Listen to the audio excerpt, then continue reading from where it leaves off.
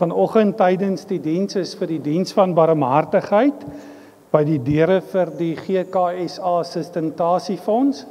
Net 'n herinnering daaraan, die Sustentasiefondse is waaruit ons kerke, ander gereformeerde kerke ondersteun om die woordbediening daar in stand te hou. En dan volgende Sondag is dit by die deure vir die teologiese studentekas en dit is die beursfonds waaruit teologiese studente ondersteun word vir die 7 jaar wat hulle studeer. Dan broeders en susters, die afgelope week het ons gehoor van broer Sakkie Minnar wat Woensdag oorlede is. En ons wil vanoggend ons meelewing betuig met Tannie Betty ook en met hulle kinders en kleinkinders deur 'n oomblik op te staan. Kom ons staan op.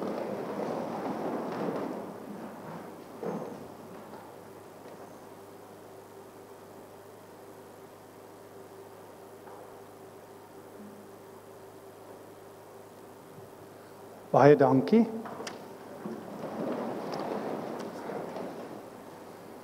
Die begrafnisreëlings is vir Vrydagoggend, is dit eers by die graf 9:30 en dan 11:00 is die diens hier in die kerkgebou. Dit dan wat ons afkondigings vanoggend voor die diens betref.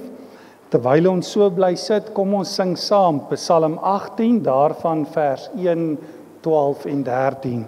Ek het U hartlik lief, o Heer.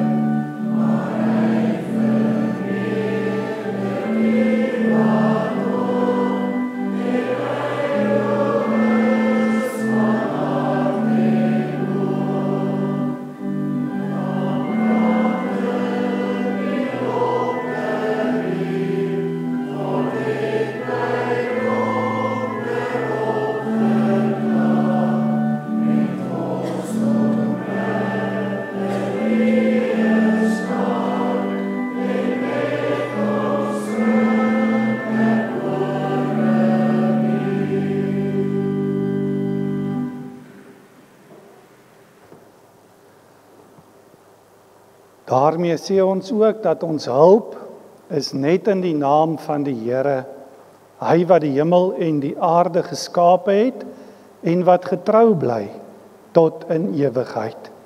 Geliefde gemeente, genade, barmhartigheid en vrede word U ryklik geskenk van God ons Vader in ons Here Jesus Christus, deur die kragtige werk van die Heilige Gees. Amen. Kom ons staan en ons loof die Here, Psalm 150 vers 1 en 3. Loof God, dit is sy bevel, met die helder simbalspel. Loof hom met die klinkmetaal van die vrolike simbaal. Loof die Here en gee hom ere, al wat kruip en roer en sweef, al wat asem het en leef. Halleluja, loof die Here.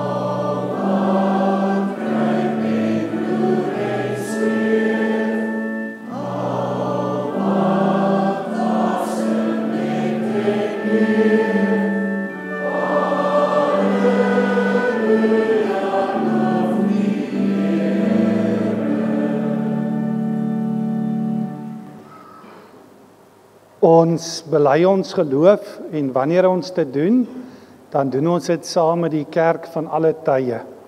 Ek glo in God die Vader, die Almagtige, die skepper van hemel en aarde, en in Jesus Christus, sy eniggebore Seun, ons Here, wat ontvang is van die Heilige Gees, gebore is uit die maagd Maria, wat gelei het onder Pontius Pilatus, gekruisig is, gesterf het en begrawe is, wat die angste van die hel tot in die dood toe ondergaan het, maar wat op die 3de dag opgestaan het uit die dood, opgevaar het na die hemel en sit aan die regterhand van God die Almagtige Vader, waarvandaan hy sal kom om die lewendes en die dooies te oordeel.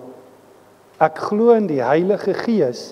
Ek glo aan 'n heilige algemene Christelike kerk, die gemeenskap van die heiliges, die vergifnis van sondes, die opstanding van die liggaam en 'n ewige lewe. Amen.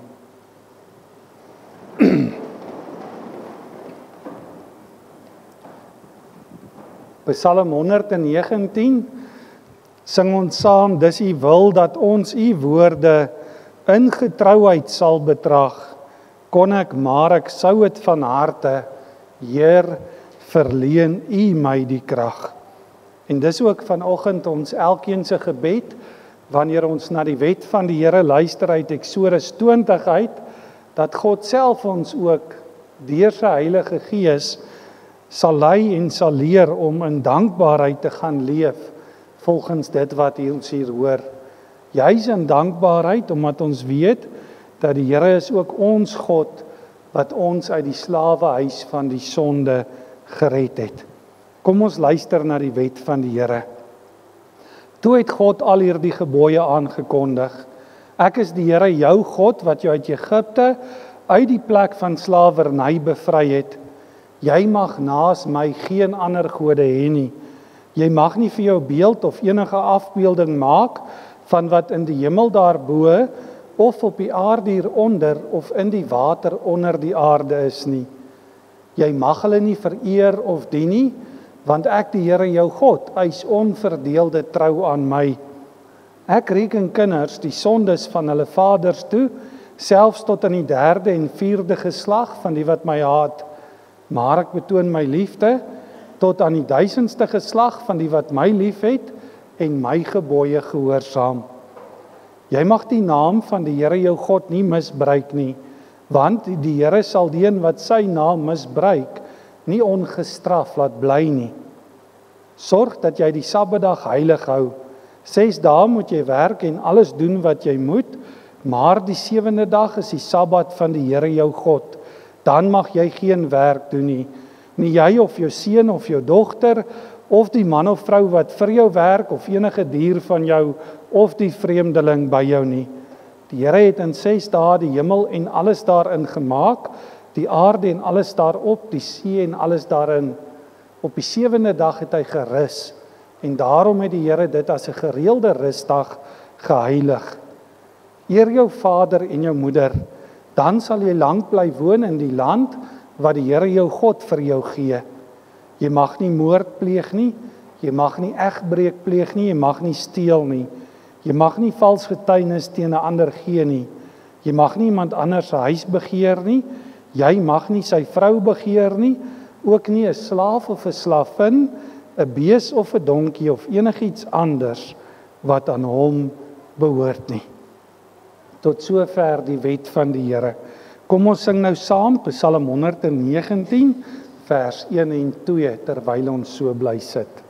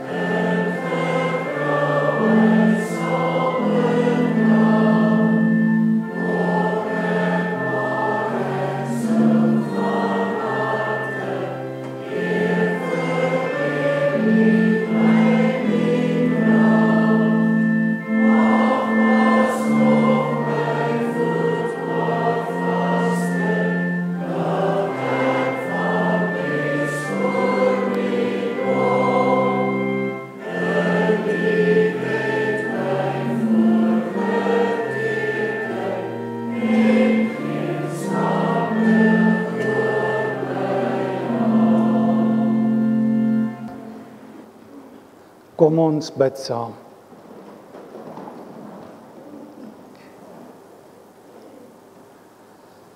Ons Vader in die hemel, almagtige, ewige, heilige God. Ja, ons staan eintlik stom voor U. Want wat is daar wat ons kan sê, wat ons kan doen, om ooit die lof en die eer aan die aanbidding wat U toekom,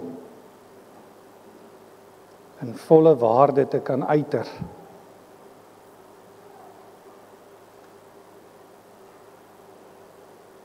Ja, elke keer as ons na U woord luister, na U wet luister, dan besef ons wat ons Here Jesus Christus vir ons geleer het toe hy gesê het dat U is heilig En ons moet ook heilig lewe.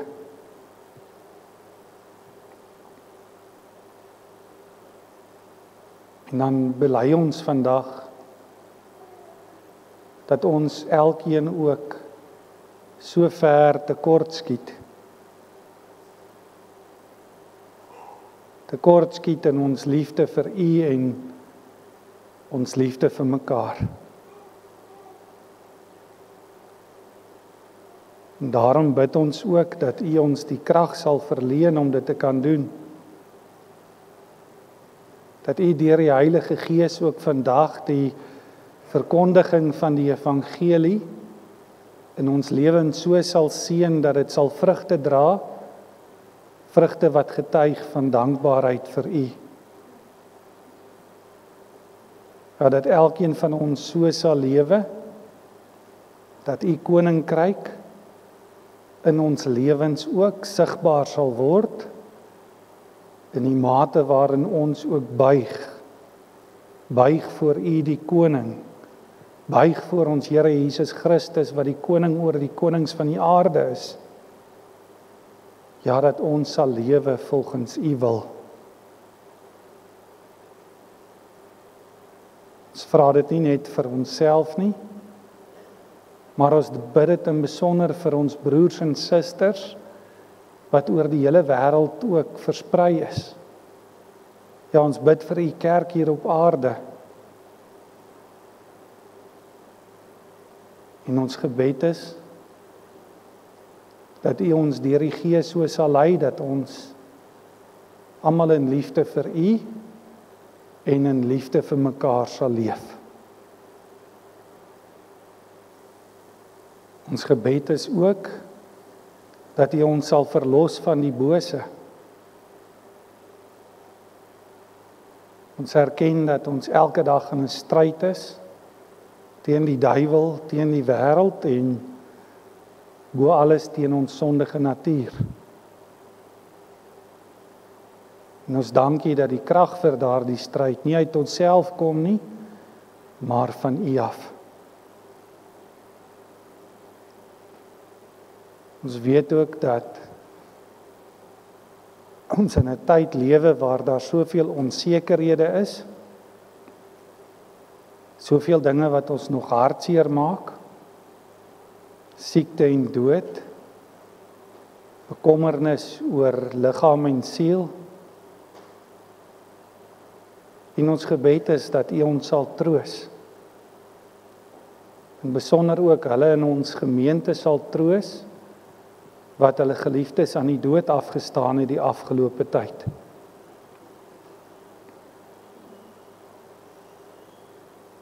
Ons vra dit want ons weet dat al is ons hartseer, ons nooit hopeloos is nie. En dat U altyd vir ons elkeen 'n blye toekomsverwagting gee, na die dag wanneer ons Here Jesus Christus weer kom en ons almal na U toe sal neem. Daarom is dit ook ons gebed, laat U koninkryk kom. Amen. Vanoggend, broeders en susters, die volgende gedeelte van Petrus, 2 Petrus hoofstuk 3, ons luister daar vanaf vers 1 tot en met vers 10. Waar die opskrif is die wederkoms van die Here en die oordeelsdag. Vers 1 tot 10. Geliefdes, dit is al die tweede brief wat ek aan julle skrywe. In albei het ek probeer om julle weer helder te laat dink, deur julle te herinner aan die woorde wat vroeër deur die heilige profete verkondig is, asook aan die gebod van die Here en Verlosser wat deur julle apostels aan julle oorgedra is. Veral moet julle weet dat daar in die laaste dae mense op die toneel sal verskyn wat die spot dryf en wie se lewe net deur hulle eie begeertes beheers word. Hulle sal spot en sê, en wat het nou geword van die belofte van sy wederkoms? Ons vaders is al dood en tog bly alles nog net soos dit was van die begin van die skepping af. Hiermee vergeet hulle moedswillig dat daar lank gelede 'n hemel en 'n aarde was wat deur die woord van God uit water en deur water ontstaan het. En dit is ook deur water dat die wêreld van daardie tyd oorstroom is en vergaan het. Maar die hemel en die aarde van vandag is bestem en word bewaar vir die vuur, ook deur die woord van God, en word in stand gehou tot op die dag waarop die goddelose mense veroordeel en verdelg sal word. Een ding moet julle egter nie vergeet nie, geliefdes. Vir die Here is een dag soos 1000 jaar en 1000 jaar soos een dag. Die Here stel nie die vervulling van sy belofte uit nie, al dink party mense so. Nee, hy is geduldig met julle, omdat hy nie wil hê dat iemand verlore gaan nie. Hy wil hê dat almal hulle moet bekeer. Maar die dag van die Here sal so onverwags soos 'n dief kom, en op die dag sal die hemel met 'n groot gedruis verdwyn, die hemelliggame brand en tot niet gaan, en die aarde met alles wat daarop is, vergaan. Tot sover ons teksgedeeltes. Nou vanoggend dan vers 4, waar daar geskryf staan, die eerste kernvers waarby ons stil staan is vers 4 wat sê: en wat het nou geword van die belofte van die wederkoms? Ons vaders is al dood en tog bly alles nog net soos dit was van die begin van die skepping af. En dan ook in antwoord daarop vers 9: die Here stel nie die vervulling van sy belofte uit nie, al dink party mense so. Nee, hy is geduldig met julle, omdat hy nie wil hê dat iemand verlore gaan nie. Hy wil hê dat almal hulle moet bekeer. Dit dan ons teksgedeelte vir vanoggend.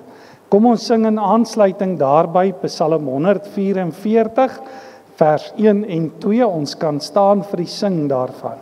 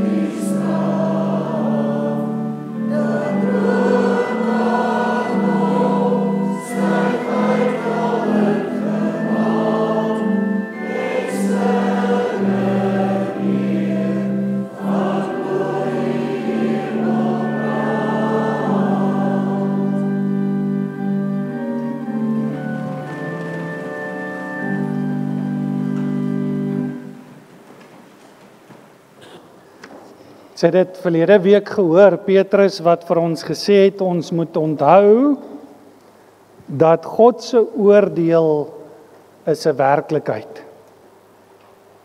Dit waarvan ons so pas ook gesing het in hierdie vers.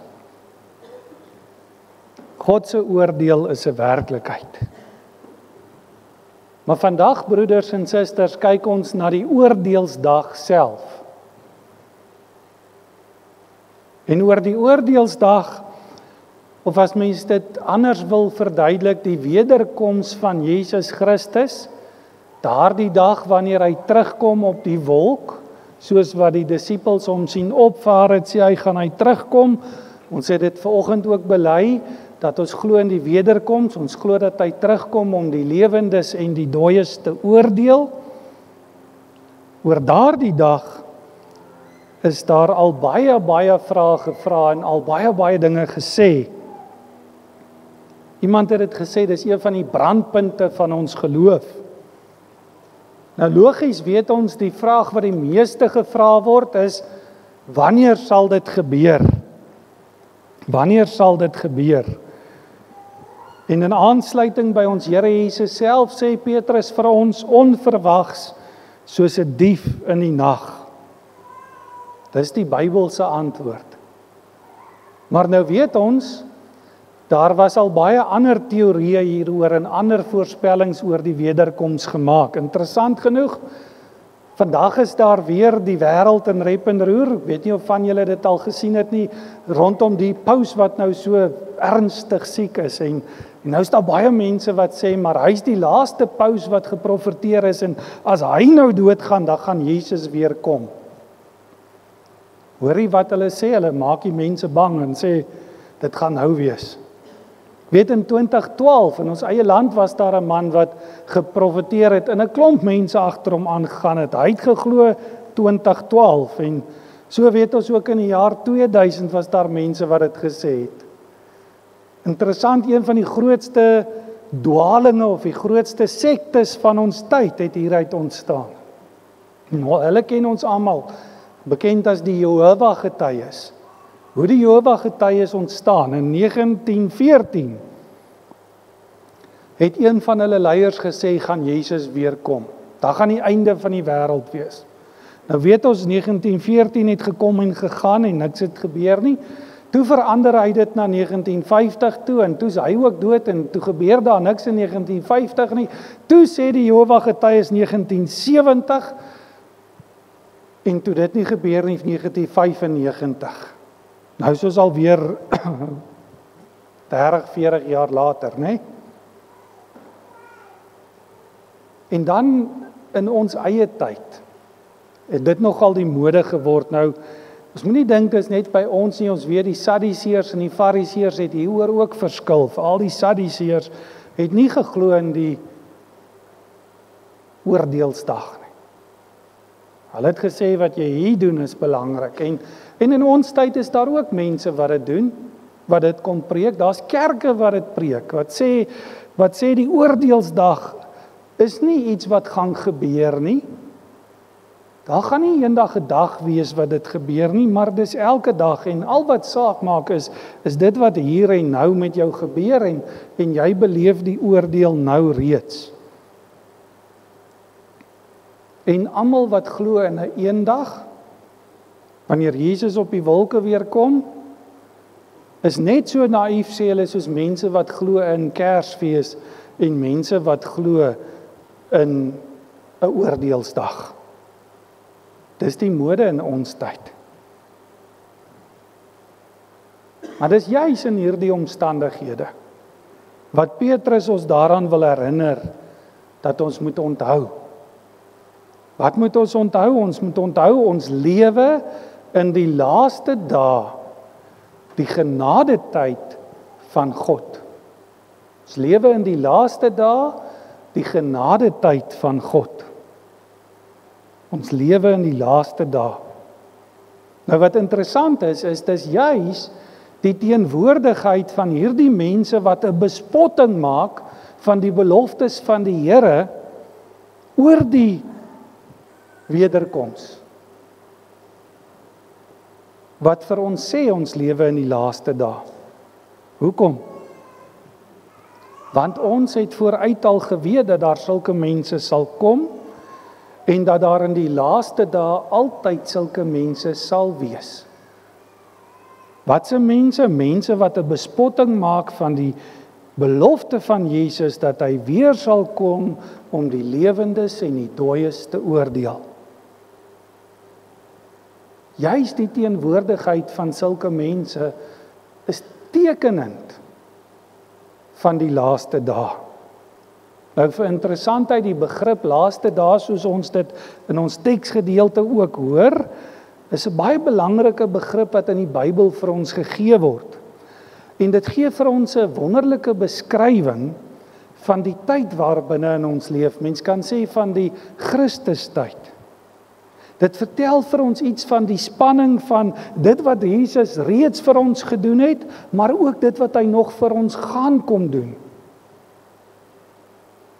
Met sy geboorte, daar in die krib in Bethlehem, het die laaste hoofstuk van die mensgeskiedenis aangebreek. Die volheid van die tyd, sê die skrif vir ons. Die laaste gedeelte, as mens dit so kan stel, speel hom af dis in die tyd waarin jy en ek leef. Die tyd tussen die geboorte van Christus en sy wederkoms. Die begin en die einde van die tydperk waarin ons lewe is in Jesus Christus. Soos hy self ook in Openbaring vir ons leer, hy is die Alfa en die Omega, die begin en die einde van alle dinge. Die tydperk, hoor mooi, waarin God ons waarsku en vir ons as gelowiges sê dat daar vals profete sal kom wat ons in verwarring wil bring, wat ons deurmekaar wil maak, wat 'n bespotting probeer maak van God se beloftes. Ja, sê Petrus vir ons, die heilige profete van die Ou Testament het dit al aan ons bekend gemaak dat hierdie mense in die laaste dae na vore sal kom. Dat daar spotters gaan kom, mense gaan kom wat 'n vraagteken gaan plaas agter dit wat God vir ons beloof. Veral sy belofte dat hy gaan optree teen die sondige wêreld. Nou sien ons dit in Petrus se tyd was hulle daar. Maar gaan kyk ons na vers 3, dan sien ons, hulle is vandag nog steeds hier na Petrus se dood. Want hierdie mense sal altyd die spot dryf met wat God beloof. Altyd die spot dryf met die dreigende oordeel van God. Hoekom? Hulle wil vir ons sê God is nie betrokke in die skepping nie. Hulle sal na die wêreld kyk en na die geskiedenis kyk, sê Petrus, en vir ons sê, maar kyk van die begin van die skepping af tot nou toe, niks het verander nie. As jy na die geskiedenis kyk, sal jy sien, sê hulle, God is nie betrokke nie. Dan vat hulle jou na die Bybel toe en sê, Abraham en Isak en Jakob, aan wie God destyds al daardie beloftes gemaak het, is lankal dood en dinge bly nog dieselfde. Hoe sal Jesus se beloftes dan waar word? Hy was ook maar 'n mens, sal hulle sê. Jy moet rekening hou met wat jy self kan sien. En die probleem met die mense wat so redeneer, doelbewus word God op die kantlyn geplaas. Word die wonder van Jesus se geboorte op die kantlyn geplaas, die wonder van sy dood en sy opstanding op die kantlyn geplaas. Moetswillig vergeet hulle dat eintlik, sê Petrus, alles in die wêreld deur Jesus Christus tot stand gekom het. Want hy is die woord wat vlees geword het. En dan vergeet hulle ook, moetswillig, dat God self met sy woord die hele aarde een keer reeds verdelg het en vernietig het, maar net vir Noag en sy gesin 8 mense daaruit gered het. Hulle wil, hoor mooi, deur hulle eie begeertes oorheers word. En dit wat nie by hulle begeertes pas nie, dit waarvan hulle nie hou nie, moet buite rekening gelaat word. En dis hoekom Petrus vir ons sê, maar hulle is moedswillig, want hulle hoor die belofte, maar hulle wil nie in die belofte glo nie. Hulle maak presies dieselfde fout as wat die mense in Noag se tyd gemaak het. En ons almal ken die geskiedenis. In Noag se tyd was die mense ook selfstandig, het hulle ook net gedoen wat hulle wil, hulle was totaal en al korrup, hulle was ontaard. Dinge het ook gelyk asof dit nooit gaan verander nie. En dan kom Noag nog en hy bou 'n ark en die mense spot hom, hulle lag vir hom. Wie bou 'n ark op droë grond? Hulle het ook gedink, God se oordeel gaan nie kom nie. En so is daar vandag nog steeds mense wat dink, niks sal tog verander nie. En dis juis die waarskuwing, ons moenie, sê Petrus, dat hierdie vals profete ons in verwarring bring oor waarin ons glo nie. Inteendeel, ons moet eerder dat hulle teenwoordigheid ons geloof kom versterk, want hulle is vir ons die bewys dat ons in die laaste dae lewe. Die laaste dae wat vir ons 'n getuienis is van God se genade vir ons. Ons moet altyd onthou dat die tyd vir God en die tyd soos ons dit verstaan nie dieselfde is nie. En Petrus beklemtoon dit. Hy gaan na Psalm 90 vers 4 toe en dan haal hy dit vir ons daaruit. Vir die Here is een dag soos 1000 jaar en 1000 jaar soos een dag. En die spotters kan maar spot, want hulle is die gevangenes van tyd. Hulle is vasgevang in die kettinge van tyd. Hulle kan nie verby tyd kyk nie. Hulle kan nie verby vandag kyk nie. Hulle kan nie verby dit wat hulle vandag wil hê en vandag begeer kom nie. Maar geloof in Jesus Christus stel jou in staat om eintlik verby die grense van tyd te kyk. Gee vir jou 'n visie op die ewigheid. En dit sien ons in Petrus se eie lewe. Toe Petrus hierdie brief skryf, onthou wat ons gehoor het met die eerste preek al, dis sy geestelike testament. Petrus het geweet hy gaan doodgaan voordat die Here Jesus kom. Hy het geweet die dood wag vir hom, dis naby. Jesus self het vir hom gesê hoe hy gaan sterf, Johannes 20 vers 18.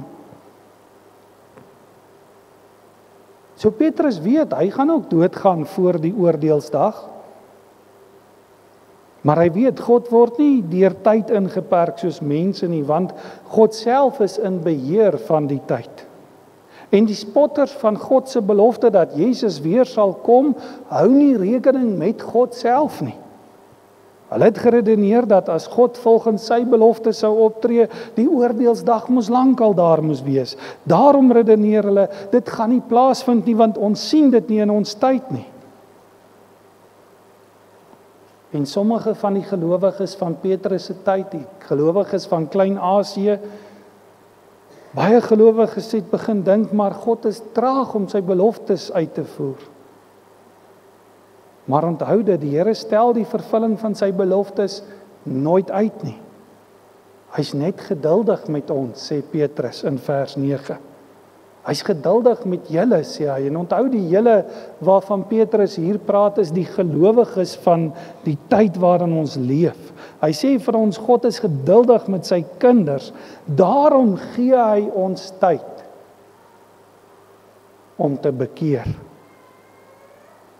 En hierdie geduld wat die Here met sy kinders het, is 'n teken van God se genade teenoor ons sondaar mense. Dit gaan dus oor God se karakter, oor wie God is. Paulus skryf dit in Romeine 2, dan sê hy, God is ryk in goedheid, ryk in verdraagsaamheid en geduld. Dan vra hy die vraag, sê dit vir jou niks? Sê dit vir jou niks om te weet God is ryk in goedheid, verdraagsaamheid en geduld nie? Besef jy nie dat God jou deur sy goedheid tot bekering wil lei nie? Dis hoe ons die tyd waarin ons leef moet verstaan. Maar dis die hartseer van die mensdom. Ons het 'n onbekeerlike hart, sê Paulus. Ons harte is verhard. En dis wat besig is om te gebeur met die wêreld daar buite, met die spotters wat spot. Die straf word opgegaar vir die oordeelsdag, wanneer God sy regverdige oordeel sal uitspraak. En dis juis hoe ons na die tyd waarin ons leef moet kyk.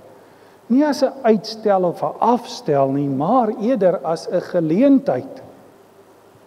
'n Geleentheid wat God in sy genade aan ons geskenk het om te benut. Ons lewe in genadetyd, want God is in beheer van ons tyd as 'n genadige God. En daarmee sluit ons af, hoe benut ons die tyd? Want onthou dit, daar kom beslis 'n einde daaraan. God se geduld gaan nie vir altyd duur nie. Hy beloof dit in Habakuk hoofstuk 2, dan sê hy dit, jy moet net geduldig bly wag as dit nie gou kom nie, want dit kom verseker, dit sal nie uitbly nie. En al is daar 'n wêreld rondom ons, mense rondom ons wat spot, wat ontken, wat belaglikhede daaraan koppel met hulle eie voorspellingkies. Dit maak nie saak wanneer dit gaan gebeur nie. Al wat saak maak, is wat het jy gedoen met die tyd wat God vir jou gegee het? Die geleentheid, het jy dit ook uitgekoop? Want onthou, ons lewe in die laaste dae, die genadetyd van God. Amen. Kom ons dank saam.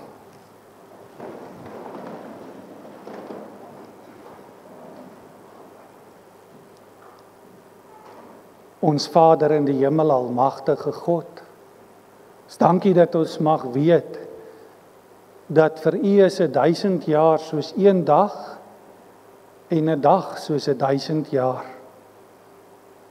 Help ons dan ook om so na ons lewensdae te kyk in die lig van die evangelie.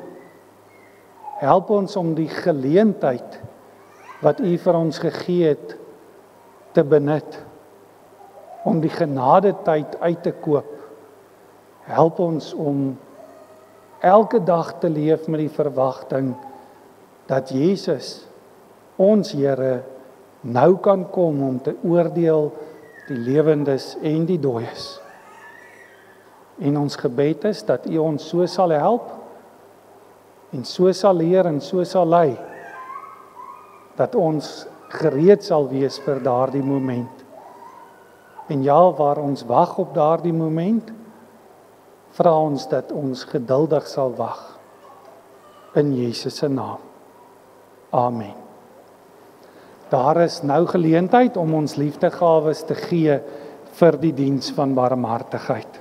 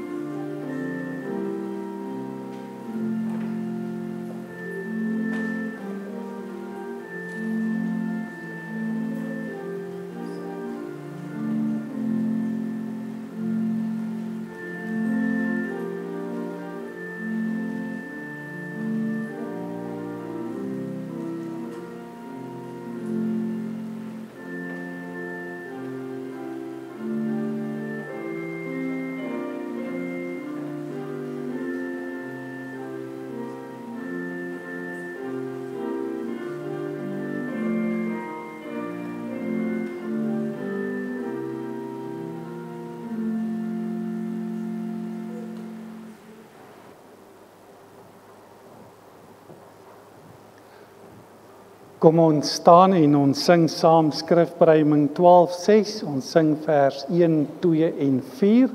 Vir die wat dit nie weet nie, dis 'n belydenis. Dis die beruiming van Sondag 1 van die Heidelbergse Katekismus. Ons kan staan vir die sing daarvan.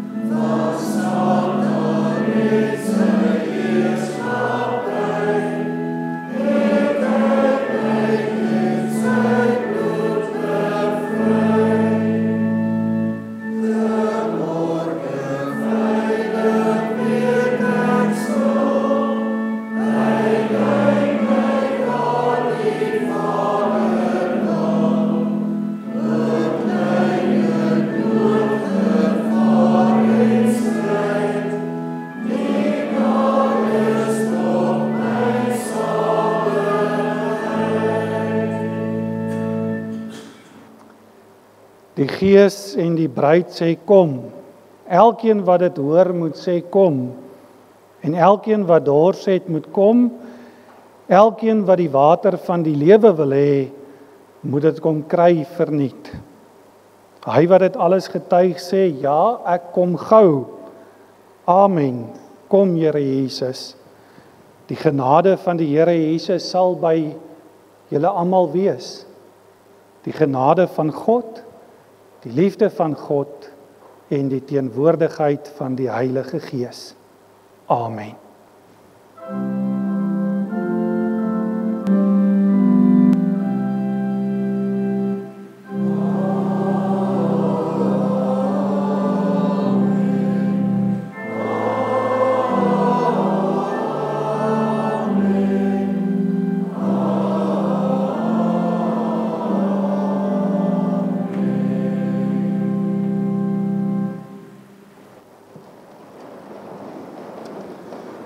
Baie dankie broeders en susters, enkele afkondigings vanoggend na die diens.